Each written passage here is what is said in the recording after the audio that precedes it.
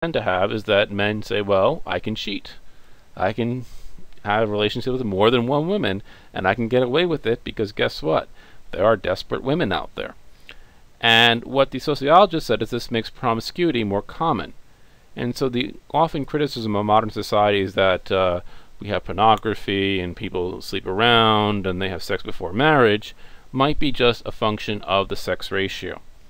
Now I want to step forward and just show you what the sex ratio looks like around the world. So here's a map of the world. The blue areas are where there are more women than men, and the red areas are areas where there's more men than women. As you can see, in the Middle East and South Asia and China and certain parts of Latin America, you have very patriarchal, male-dominant societies where you have a lot more men than women, and typically these are relatively poor societies. And in the blue parts of the world are countries where you have more women than men.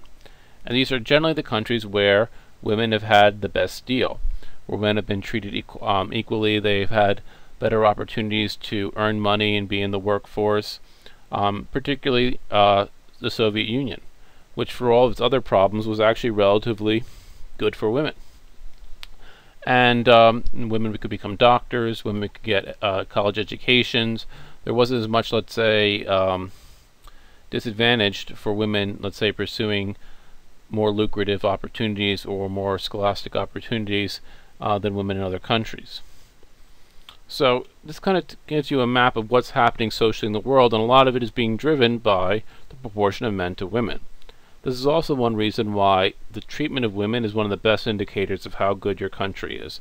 Countries where women are well treated tend to do well, and countries that do well tend to treat women well.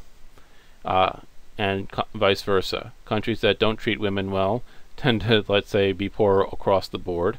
And because they're poor across the board, they also tend to not treat women particularly well. So let's just look at this, and we can kind of understand this looking at health outcomes for women in countries like the United States, where the proportion of women is relatively high. And I'm not saying that women have achieved full gender equality in the United States, but they're a lot better off than, let's say, women in Latin America and women in South Asia and women in the Middle East. And we can see this a little bit in violence against women.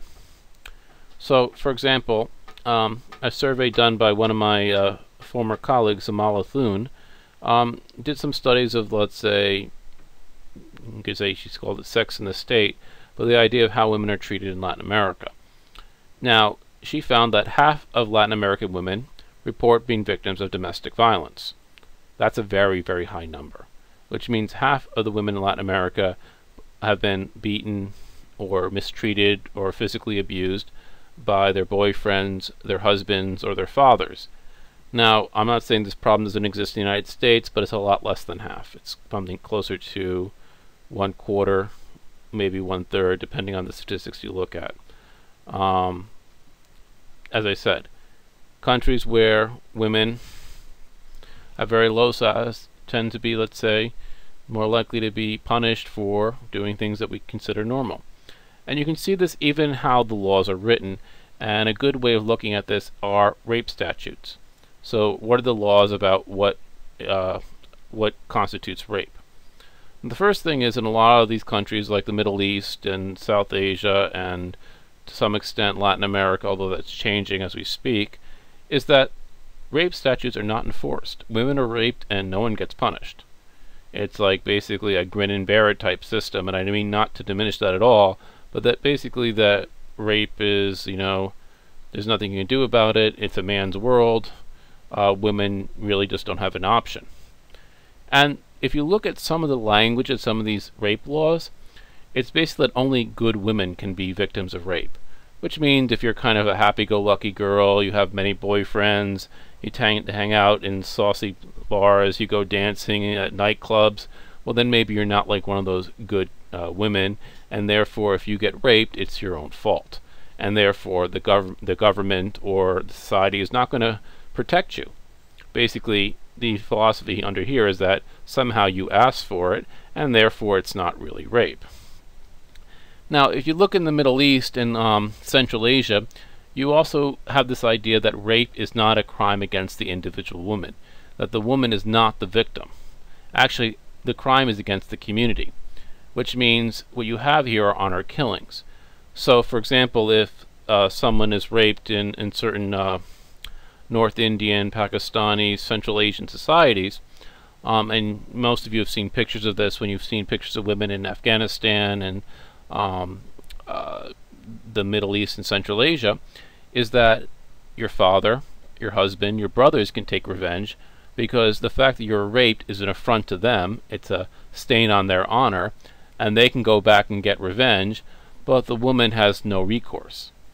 In so many ways, that this idea that you might have been the one raped, but you're not the victim, your husband, your brother, your father is, because in their mindset and in the way that these societies function, you're just a piece of property. And if you damage a piece of my property, the owner of the property, which is your husband, your brother, your father, they can, let's say, get retribution. Now, another part to this is you can see this in terms of reproductive health. That the balance between contraception and sterilization. Where women have relatively low status, this is a good example in Latin America, sterilization is a lot more common. And sterilization is a lot more, let's say, risky for the women, both for the child's health, their health. The procedure is a lot more invasive. And contraception is, let's say, not readily available in any significant way.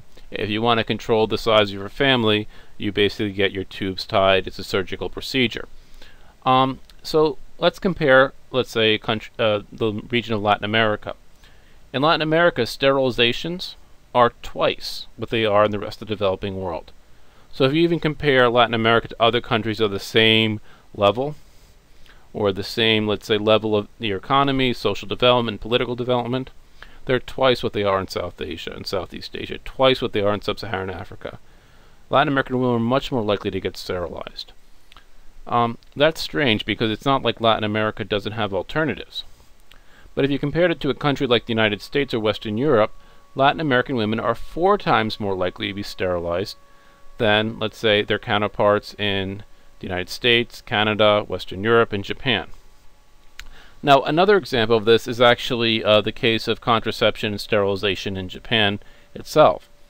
And a strange kind of contradictory from an American experience, that abortion was legal before contraception was. And by contraception, I mean things like the pill. So abortion was legal from really relatively far back in time, but contraception only became legal in the 1990s. Now, this might seem strange, because contraception seems to be kind of a lower step, right? Contraception is not as problematic morally, religious reasons than abortion is, right? You would outlaw abortion before you would outlaw contraception. But in fact, in Japan, it was the reverse. And a lot of this had to do with who benefits, which gender benefits from contraception versus abortion. Abortions tend to protect the interest of men, because what abortions do is it gets rid of the child, and by getting rid of the child, it relieves the male of responsibility for providing and taking care for that child. It relieves them of the financial burden. Okay, but contraception actually gives a lot more power to women, because it allows them to control their reproductive health. It allows them to control their career. For example, if they have a pregnancy and it conflicts with, let's say, other things, valuing their career, their own health, they can make those types of decisions. And so what you saw in a country like Japan, a country that's very, very patriarchal, in the sense of very, very male-dominated as far as its values, what you saw is the fact that they were perfectly fine with their women getting abortions, but not getting contraception. And in fact, contraception, the pill, only became legal in Japan when elderly Japanese male, the typical politicians in Japan, wanted to legalize Viagra. And they really just couldn't keep a straight face legalizing Viagra and not legalizing the pill, or the estrogen pill. And you can kind of see the same pattern in terms of the immigration from Japan. If you look at the immigration in most countries to the United States, the immigrants tend to be 2-to-1 male to female. So, for example, from Latin America, from Africa, from Europe, the immigrants to the United States tend to be overwhelmingly male. They come here to work, they earn an income, they send the money back to their household, and their family remains in their home country. But in Japan, the immigration from Japan to the United States is actually 2-to-1 female. So women are kind of, let's say, opting out of Japanese society, and partially because they face more stark choices than they do in other comparable developed countries. Now, the other thing that I want to look at is the cancer, the fatalities from cancer. Now, there's many different types of cancers. There's lung cancer, there's brain cancer, there's prostate cancer, ovarian cancer, cervical cancer. Things that affect both men and women. Some of them affect men, some of them affect women alone. Now, Latin America is relatively sophisticated as far as its healthcare. Almost any procedure you want in the United States can be provided in Latin America. So people did this study where they compared, and the incidence of cancer is relatively the same for people who live to be the same age.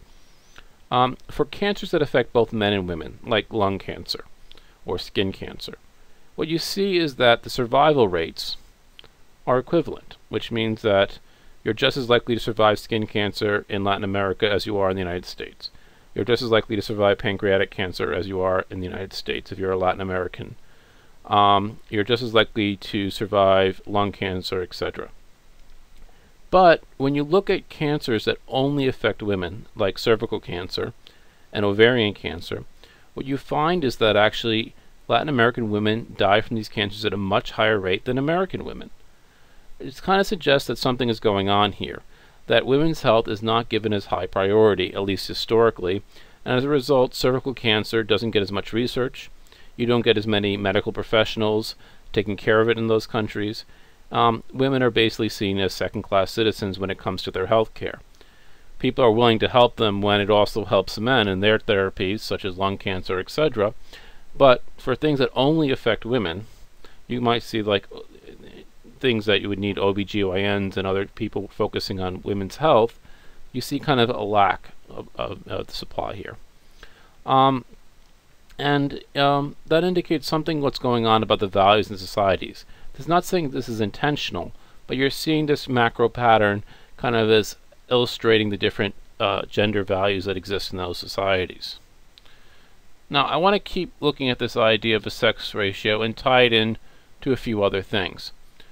So here's the changes in the sex ratio over the United States. So from 1860, the time of the Civil War, until basically 2000. And this data is from census data, which, is basically perfectly accurate. Now, there's some reasons why the sex ratio goes down. When you have wars that kill lots of men, guess what? Men exit the population, women don't. You tend to get more women than men. So not surprisingly, following the Civil War, the numbers of men decline. And not surprisingly, following World War I and World War II, you saw a relatively sharp decrease in the number of men relative to the number of women. And when times are relatively good, you see women realizing their biological advantage and increasing their